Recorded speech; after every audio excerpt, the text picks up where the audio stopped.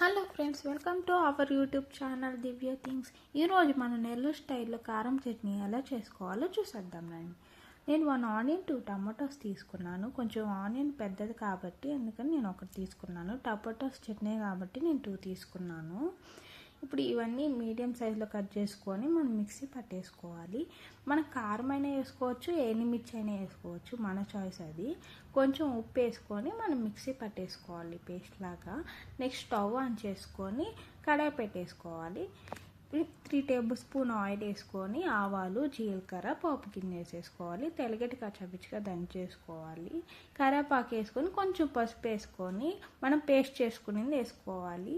కొంచెం ఉడికేటప్పుడు చింతపండు కొంచెం చిన్న చిన్న పీసెస్గా తీసుకోవాలి. ఎందుకంటే ఈ కారం చట్నీలో చింతపండు బాగా ఉడికిద్ది కాబట్టి అందుకని టేస్టీగా ఉంటుంది. మీరు ఈ కారం చట్నీ ఎలా చేస్తారో కామెంట్ చేయండి.